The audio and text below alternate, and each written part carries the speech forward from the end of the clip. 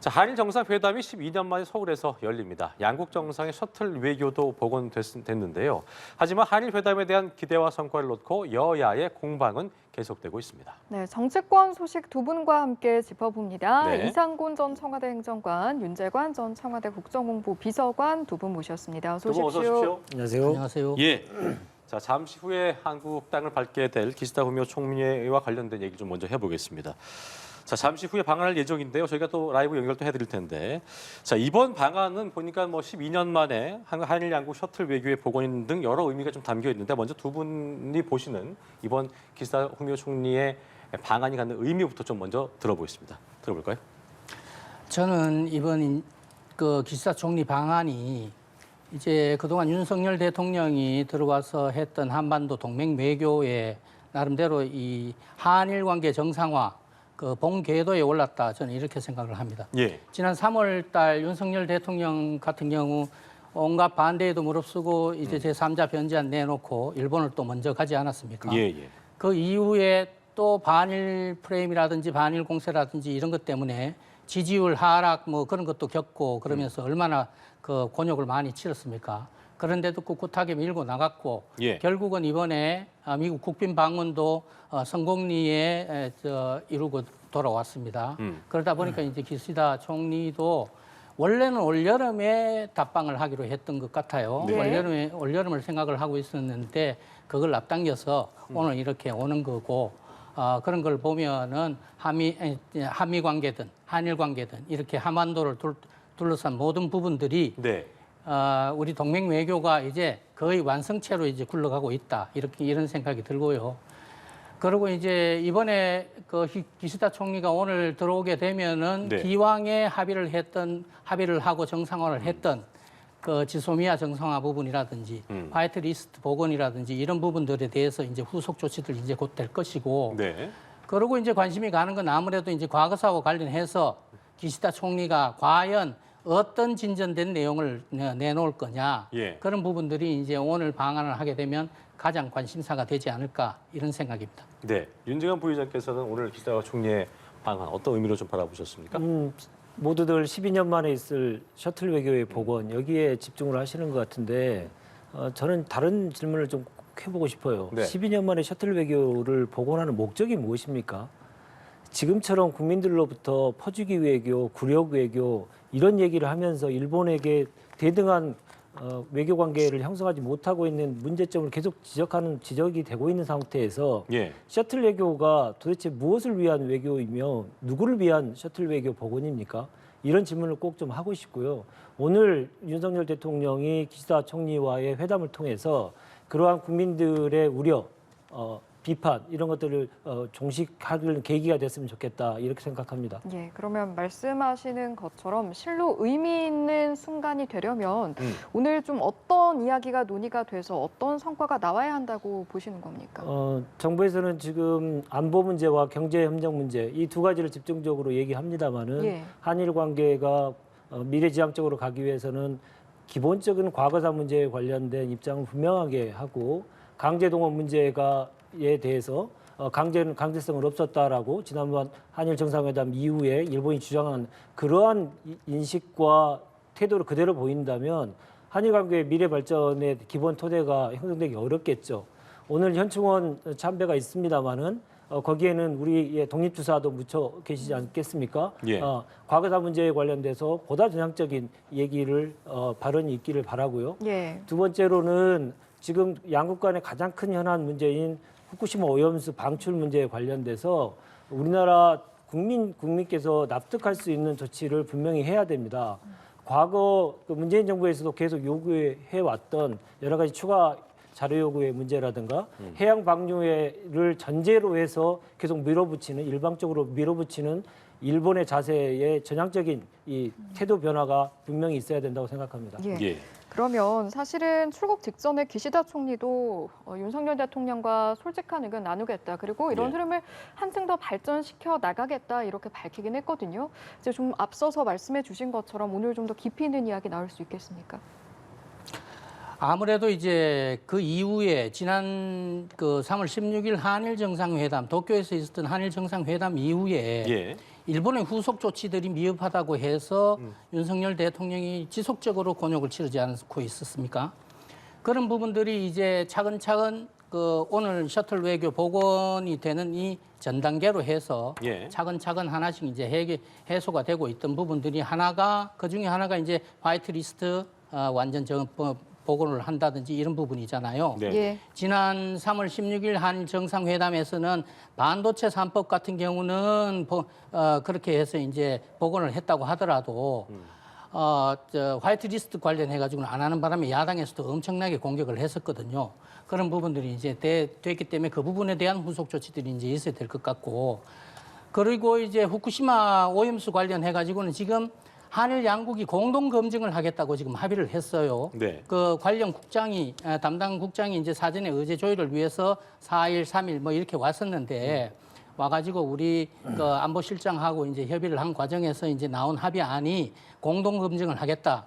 지금 현재 후쿠시마 오염수 방류는 원래는 올여름 방류를 계획하고 있는 겁니다. 올여름 네. 방류를 계획하고 있는 건데 그 부분을 미국의 양해 하에서 이제 올여름 방류를 계획을 하고 IAEA가 지금 본격적으로 검증을 하고 있는 단계거든요. 예. 그렇게 해서 그런 단계에 들어가 있는데도 불구하고 특정 국가가 이렇게 일본하고 공동 검증을 하는 것은 유일한 사례라고 합니다. 예. 그런 유일한 사례 이런 부분들이 일본하고 합의가 됐던 부분들은 후쿠시마 오염수 관련해 가지고 우리 국민들이 지금까지 얼마나 걱정이 많았습니까? 최근에는 그 일본으로 직접 야당의 대책단이라는 사람들이 좀 일방적으로 가긴 했습니다만 야당 의원들로 구성된 대책단도 그 일본을 찾아가서 나름대로 큰 성과는 못 거뒀습니다만 예. 그런 반발들이 이제 일본에서도 감지가 되고 그러니까 일본 측에서도 이런 부분에 대해서 우리 국민들의 걱정, 불안 뭐 이런 부분을 감안을 해서 공동 점검이라든지 이런 부분을 받아들인 것 같아요. 예. 이 부분도 이제 오늘 의제로서 이제 재확인이 되겠죠. 재확인이 되는 것이고, 그 다음에 앞서도 말씀드렸듯이 과거사 문제 관련해서 지난 3월 16일 날 가서 기시다 총리가 원래는 1998년도 김대중 오부치 선언에 버금가는 예. 그런 입장 표명을 할 것이다라고 기대를 모았지 않습니까? 그런데 그 기대가 이제 무산이 됐었던 것이고 그것이 이제 이렇게 답방이 좀 빨라졌으니까 네네. 이번에 지금 기시다 총리 같은 경우는 이런 한일 관계 개선 문제 때문에 국내에서 여론 지지율이 50% 넘는다고 그래요. 그렇습니다. 그렇기 때문에 기시다 총리가 상당히 이 1998년 김대중 오부치 선언에 버금가는 그런 내용의 진전된 과거사와 관련된 사과 뭐 이런 부분들이 나올지, 물론 일본은 지금까지 일왕을 포함해서 그 각 총리들이 한 52차례나 본인들은 사과를 했다고 주장을 해요. 그렇지만은 그 이런 또 우리 국민적인 그 여건들도 있고 이러니까 그런 예. 부분에 맞춰서 이런 또 이제 친교의 관계 두 윤석열 대통령과 기시다 총리가 좀 케미를 좀 맞춰가는 그런 과정이지 않습니까? 네네. 이런 부분에 발맞춰서 기시다 총리가 진전된 내용을 내놓지 않을까 이런 기대는 있습니다. 지금 이 교수께서 말씀하신 그 부분, 답례 성격의 어떤 진전된 과거사 사과 관측도 나오고 있는 상황인데, 일단 뭐 기시다 총리 입장에서는 자민당 압승했기 때문에 국내 지지 높아진 상황에서 뭔가 이번에도 진전된 메시지 나올 수 있다 관측이 나오더라고요. 그 부분에 대해서 어떻게 좀 바라보고 계십니까? 저는 솔직히 기대하지 않고 기대 안 있습니다. 하십니까? 왜냐하면 솔직히라는 단어를 제가 또 강조했는데요. 앞서 보도하신 것처럼 일본을 떠나기 전에 솔직히 윤 대통령과 의견을 교환하겠다. 솔직하게 솔직히 하겠다고 했죠. 의견을 예. 교환하겠다. 이 얘기는 외교적 언어로 따지면 네. 내 할 말 내가 하겠다. 내 할 말을 제대로 하겠다. 그러니까 우리 정부의 한국 정부의 입장을 잘 고려해서 네. 양국 간의 호혜적인 관계 속에서 건설적인 방안을 논의하겠다 이런 내용이 아니고 솔직히 내 얘기하겠다 이 얘기는 일본의 뜻대로 그냥 얘기를 하고 오겠다라는 얘기거든요. 그러니까 우리 입장에서는 불편할 수 있는 얘기라도 당연하죠. 하겠다 말씀이시죠? 그리고 특히나 제가 불길한 예감을 들었던 이유 중에 두 번째 이유는 공동선언이 없다는 겁니다. 공동선언이 없으면 일본은 어떤 현상이 벌어지냐면 지난 3월달에 모두가 목격하지 않으셨습니까?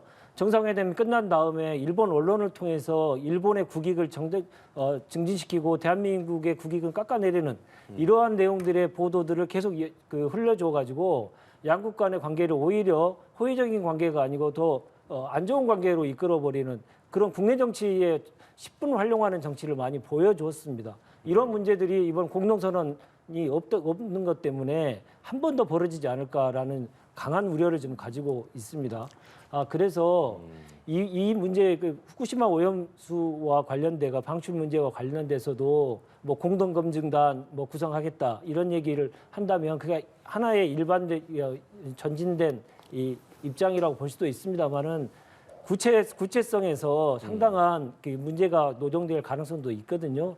구체적으로 언제까지 검증을 할 것인지, 어떤 방법을 할 것인지, 어떤 사람이 참여해서 그것을 할 것인지에 대해서 구체적인 논의를 보고 그걸 판단해야 된다. 잘못하면 일본이 그 계획하고 있는 방출 계획의 명분만 제공하는 그런 들러리가 될 수도 있다. 이런 점을 분명히 지적하고 싶습니다. 네, 이상훈 교수께서는 좀 다른 의견이실 것 같은데 어떻게 좀 반박하시겠습니까? 그런데 일단 저렇게 계속 부정적으로 보기 시작을 하면 뭐 그 한도 끝도 없는 것이고요. 일단 그 이번 오늘 그 기시다 총리 답방이라는 게 12년 만에 있는 것이고, 그다음에 한일 정상회담도 지난 3월에 정상회담도 마찬가지였는데 이 그 어차피 윤석열 대통령의 기본 입장은 기본적으로 과거에 너무 연연해하지 말고 그 부분을 가가지고 이제 미래로 나가야 된다. 그래서 한일 관계도 이제 윈윈으로 그런 식으로 가야 된다. 예. 그런 기본 입장을 갖고 있는데 제가 한 말씀 드리고 싶은 것은 문재인 대통령 처음 취임을 했을 때 첫 해 어떤 이야기를 했었냐면 한반도 평화와 안전 위해서 한반도 운전자론이라는 걸 이야기를 했어요. 예. 그 운전자론을 주장을 하고 그랬었는데 그걸 이제 한반도 문제는 본인들이 이제 우리가 주도권을 가지고 본격적으로 풀어나가 보겠다라는 식으로 해서 이제 운전자론은 시발이라고 볼 수가 있는데 이 부분이 곧바로 6차 핵실험이라는 걸로 해가지고 반격을 받았습니다. 그리고 이제 나중에 김정은하고 트럼프 미 대통령하고 이제 친서를 교환한 거 27차례 그런 내용이 나오는데 거기에서 문재인 대통령이 완전히 외면을 당하고 왕따를 당한 내용들이 그대로 나와요. 그러니까 이 한반도 운전자론이라는 부분들을 이야기를 하려고 하면 저는 지금 윤석열 대통령이 하고 있는 부분들이 이 운전자론의 정확한 표현들이다. 윤석열 대통령 같이 나름대로의 전략과 비전을 가지고 한반도의 이 안보와 평안 부분들을 어떤 식으로 갈 거냐. 그래서 어떤 식으로 동맹 외교를 끌고 갈 거냐라는 부분들을 주도적으로 하나씩 차근차근 착착 진행해 온 것이 한일 정상회담이었고 한미 정상회담이었고 오늘의 한일 셔틀 외교 복원이란 말이죠. 예. 이런 부분들을 감안을 하면 한반도 운전자론이라는 것도 차라리 윤석열 대통령한테 맞는 내용이 아닌가 저는 이런 생각입니다. 네. 부정적으로만 보기 시작하면 또 끝이 없다. 한도 끝도 없다. 그 하실 말씀 있을 것 같습니다. 네. 집권을 해봤던 세력으로서 다른 모습을 보여야 됩니다. 야당의 외교도 야당의 역할이 분명히 있습니다. 국익을 증진하기 위해서는 야당이 야당다운 역할을 해줘야 정부가 그것을 지렛대를 가지고 외교 현장에서 국익을 더 증진시킬 수 있는 겁니다.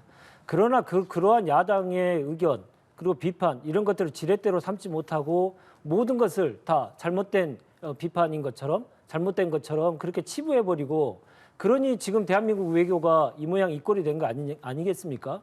그 문제를 분명히 지적하고 싶습니다. 야당의 역할을 지렛대로 활용할 수 있는 지혜가 없는 정부, 이 정부의 그 외교 결과가 지금 국민들로부터 엄청난 비판을 받고 있죠.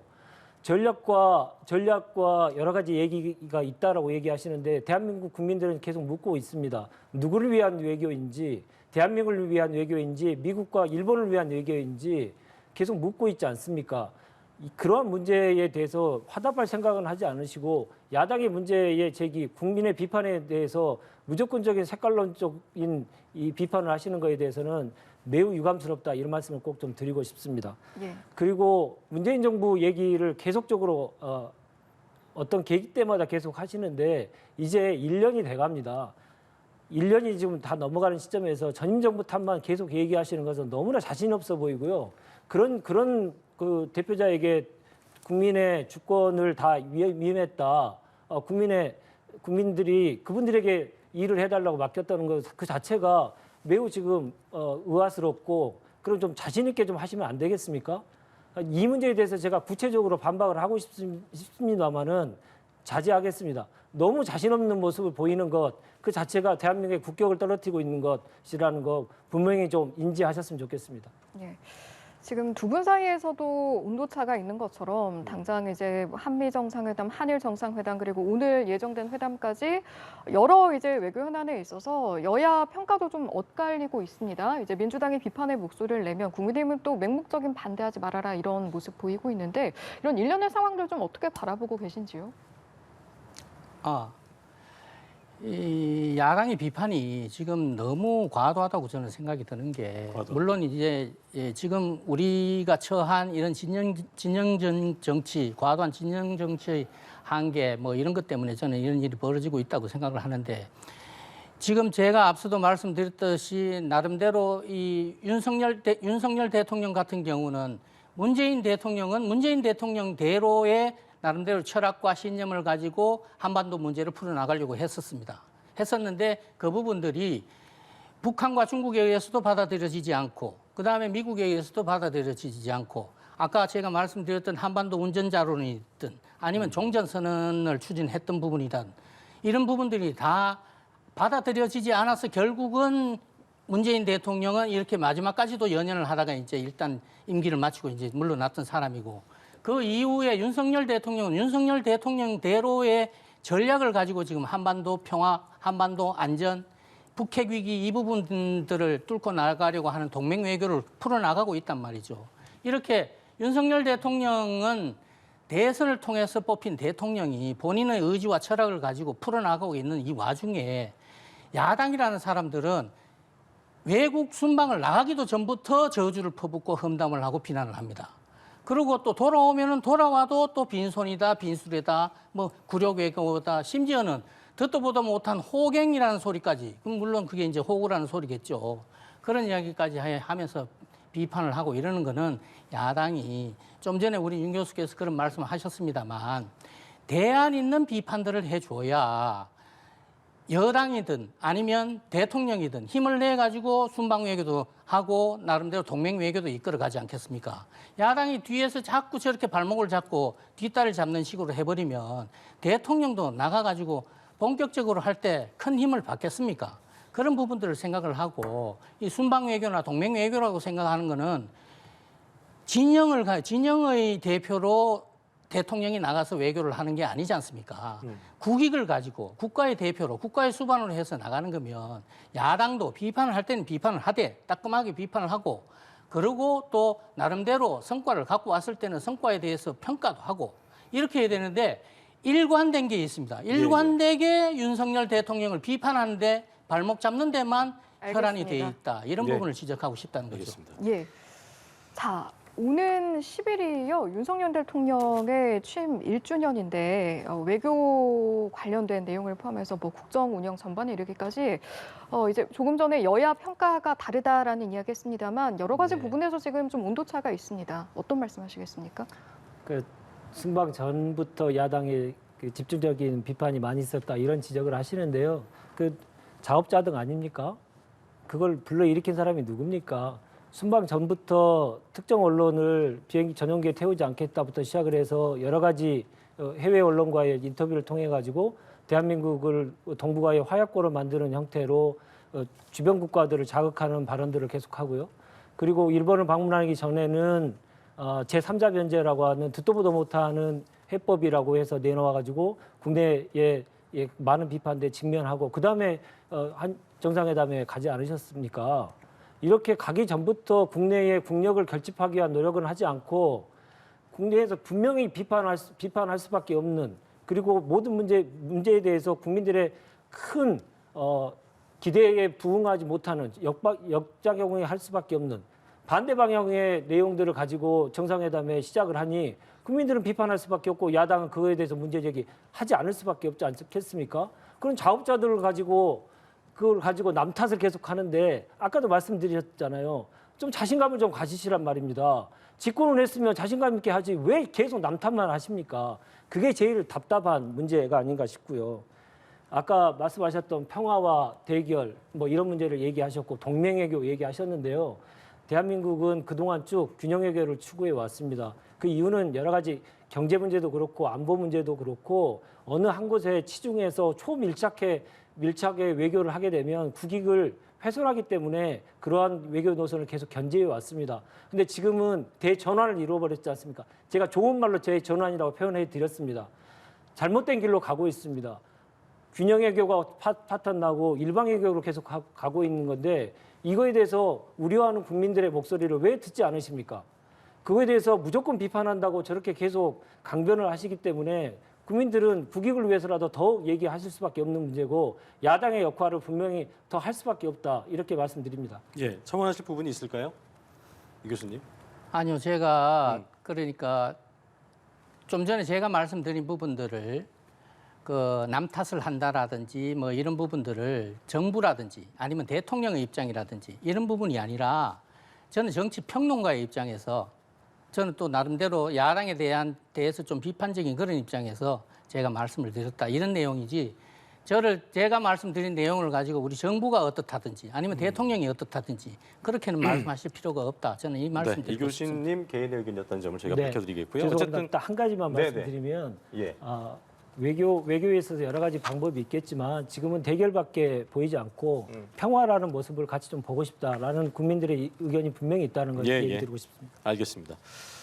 자, 그리고 좀 정치권 얘기를 좀 해보도록 하겠습니다. 국민의힘 지도부가 김재원 또 태영호 최고위원 문제로 지금 소가리를 하고 있는 상황이지요. 내일 이제 윤리 징계를 앞두고 있는 상황인데 지도부 입장에서는 두 사람이 자진 사퇴를 좀 해주면 어떻겠나라는 마음이 있을 수도 있겠고 하지만 뭐 두 사람이 여전히 여론조를 하고 있는 상황이고 이게 지금 현재까지 상황을 어떻게 좀 바라보시는지 좀 들어보고 싶습니다. 예. 그러니까 이제 결국은 내일 징계하는 형태로 이제 가지 않겠나 저는 이런 생각인데 이제 과연 그 징계 수위가 예. 어느 정도 될 것이냐. 두 분 다 지금 현재 이제 최고위원이신데 최고위원을 그만둘 정도로까지 이제 징계가 될 거냐 이 내용입니다.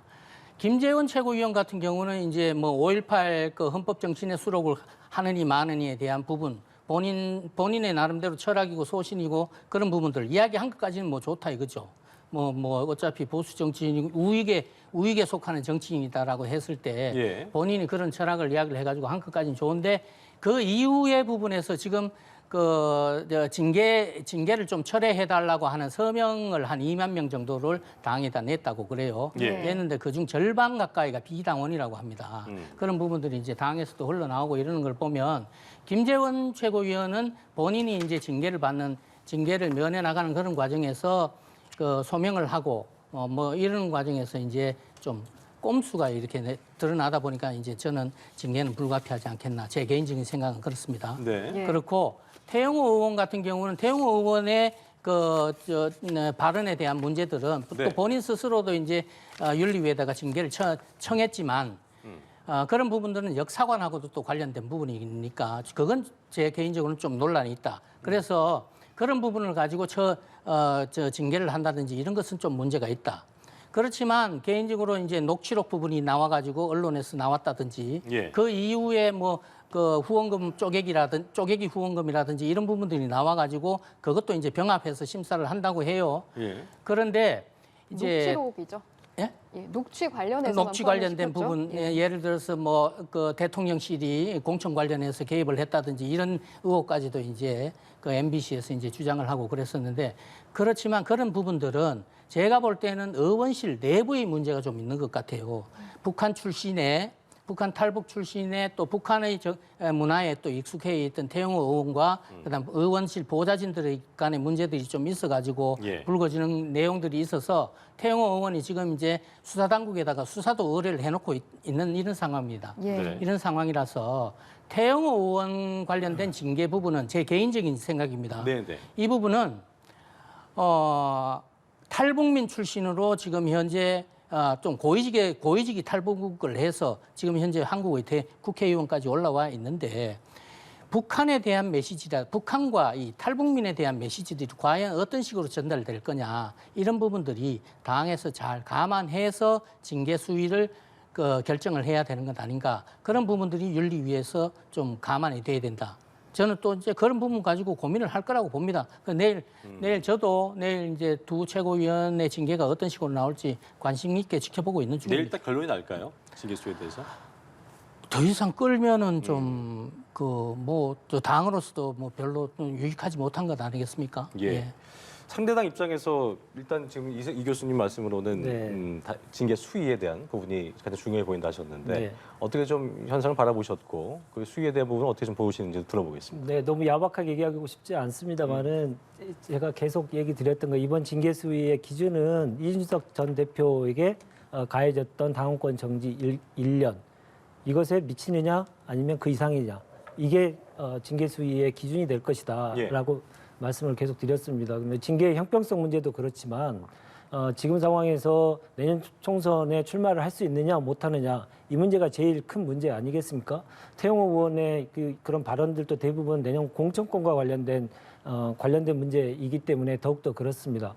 근데 국민의힘에서도 많이 걱정은 하실 것 같아요. 제가 보기에도 만약에 1년 이상을 하게 되면 아마 공천이 사실상 불가능하게 되는 건데 예. 그러면 태영호 의원이 그동안 부인해왔던 내용 특히 정무수석의 발언 이런 발언들이 실제로 없었다라고 했는데 예. 이제 코너에 몰린 이상 아니 그거 사실 맞았다 그런 얘기가 있었다 이렇게 돌변을 할 수도 있는 거거든요. 징계 수위에 따라서 앞으로의 벌어질 전개 상황이 많이 달라지지 않을까 그렇게 네, 예상하고 있습니다. 알겠습니다. 사실은 이제 김재원 최고위원, 태영호 최고위원 두 당사자도 총선을 앞둔 것이 부담이 되겠지만 당 입장에서도 총선이 얼마 남지 않은 상황에서 이런 분위기가 상당히 부담으로 다가갈 것 같거든요. 그렇습니다. 그렇죠. 아무래도 이제 좀 국민의힘 쪽은 보면 민주당은 비교적 이런 일이 있으면 방탄을 해버리거나 그다음에 또 이렇게 검찰 핑계를 대 검찰 조작 수사다 뭐 이런 식으로 해가지고 방탄을 해주기도 하지 않습니까? 제가 볼 때는 지금까지 국민의힘 정치를 보면 예. 비교적 그런 부분들이 아주 약하고 동지의식이라든지 이런 부분들이 좀 약해요.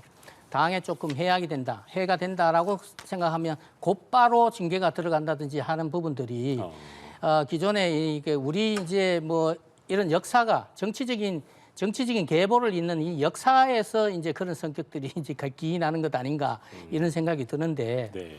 저는 기본적으로는 처음에 뭐 이런 부분이 일어나면 그 본인 스스로 뭐 어떤 식으로든지 피해 가려고 해명을 하고 또 저 꼼수를 쓰고 이러는 게 아니라 스스로 김재원 최고위원이든 뭐 김재원 최고위원 같은 경우는 스스로 자진 사퇴를 해버린다든지 이런 소신과 철학이 있는 그런 모습들을 좀 보여주면은 그게 필요하다 보시는 거예요. 그런 게 필요한데 그런 부분들보다는 결국은 이렇게 징계까지 가야 되고 또 징계를 가게 되면 또 당에서는 또 어쩔 수 없이 어떤 형태든지 간에 징계의 결정을 내려야 되는 이런 상황으로 몰려버리고 이러다 보니까 이제 결국은 양자가 다 선순환이 아니고 악순환이 돼서 이렇게 돼버리니까 이게 좀 문제가. 그러니까 정치 평론을 하시자면 아까 이제 그 얘기하셨는데 민주당과 좀 다르게 이제 개인적인 의견이셨습니다만 품어주지 못하고 좀 뭔가 이렇게 손절하는 분위기다. 네. 그런 일이 있을 때 사실 그렇다면 그 지지층, 그러니까 국민의힘 지지층 입장에서 그렇게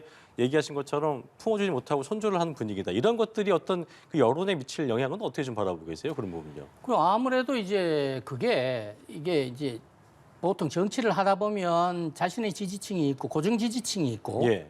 소위 말해서 우리가 이야기할 때 집토끼, 산토끼라고 이야기하지 않습니까? 집토끼, 산토끼를 놔두고 이제 또 중도층을 또 산토끼로 또 포함시키고 집토끼 부분에 대해서 좀 등한시하는.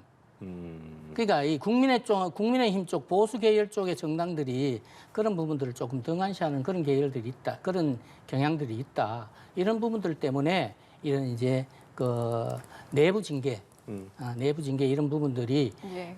타의에 의한 징계들이 또 많이 진행이 된다. 어쨌든 뭐 이번에 그 윤관석 의원이다 이승만 의원이다 탈당을 하긴 했지 않습니까? 네네. 물론 이제 이재명 지도부에서 아주 촉구를 했다고 해요. 탈당을 촉구를 했다고 하지만 이런 부분들 보이는 걸 보면 야당에서는 조금 더 그런 부분들이 자진해서 예. 사태를 해결하겠다는 의지들이 좀 강하다고 봐야 되겠죠. 민주당에서 하실 말씀이 있으실 것 같습니다. 모든 문제에 대해서 이제 민주당과 이제 겨뤄가지고 저런 평을 해주시는 거에 대해서는 이제 놀랍지도 않고요. 근데 자당의 문제는 자당에서 잘 해결하셨으면 좋겠고요. 모든 정당이 두 개 정당이 전부 다 지금 과거와 어떻게 하면 절연을 잘 할 것이냐, 과거의 잘못된 구습과 악습을 어떻게 하면 새로운 면모로 탈바꿈할 것이냐, 예. 이러한 공통의 과제를 안고 있습니다. 예. 이러한 과제 속에서 누가 더 국민의 요구에 부합할 것인지에 대한 경쟁이 있는 상태이기 때문에 자신의 모습들을 좀 더 세밀하게 더 보시고 처신하시는 게 훨씬 더 좋지 않을까 생각이 들고, 민주당도 그러한 관점에서 보다 더 민주당이 더 혁신적인 내용들을 국민들께 선보이기 위한 노력을 하고 있다, 이 말씀을 꼭 드리고 싶습니다. 예, 이제 윤리까지 하루 남았는데 혹시라도 오늘 또 두 의원이나 어떤 그 자진 사퇴에 대한 그런 부분들이 또 있을지 그런 것들이 있다면 제가 또 신속하게 보도를 또 해드리도록 하겠습니다. 가능성도 없진 않겠죠. 예. 뭐 그런 분들 좀 지켜봐야겠죠, 그런 그렇죠. 분은요. 예. 알겠습니다. 자, 그리고 민주당 얘기를 좀 해보죠. 김남국 의원의 60억 규모의 가상화폐 보유 논란, 이게 지금 사실이 좀 알려지면서 논란이 커지고 있고, 일단 본인 입장에서는 뭐 위법 사실이 없다 그러면서 의혹 제기 어떤 배후로 한동훈 검찰을 좀 지목하기도 했는데, 일단 이 일이 불거지게 된 상황에서 민주당의 분위기도 좀 궁금하고요. 어떤 입장이신지 좀 들어보고 싶습니다. 민주당의 분위기로 말씀드리는 건 적절치 않는 것 같고요. 지금 상황은 이제 김남국 의원의 입장과 관련돼서 얘기를 좀 드릴 필요가 있지 않을까 생각이 듭니다.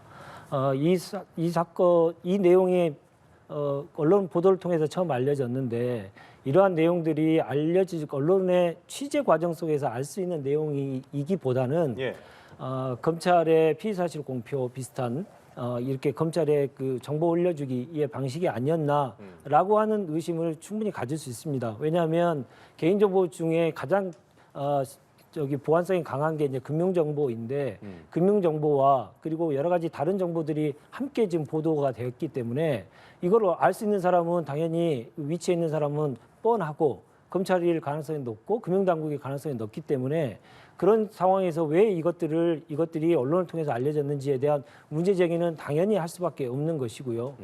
특히나 저도 이번에 언론 보도가 나오니까 이제 알게 됐습니다만은, 이 과정 속에서 검찰의 그 압수수색 영장이 발부가 됐는데, 압수수색 영장이 신청이 됐는데 법원에서 기각이 됐다는 사실도 처음 알게 됐습니다. 아시다시피 압수수색 영장에 대해서는 발부가 한 90% 이상 발부가 되는 상황에서 그러니까 발부가 안 됐다는 거 하는 것은 무리한 수사를 하고 있는 것에 대해서 법원이 이 제동을 건 거 아닌가라는 생각이 들고요.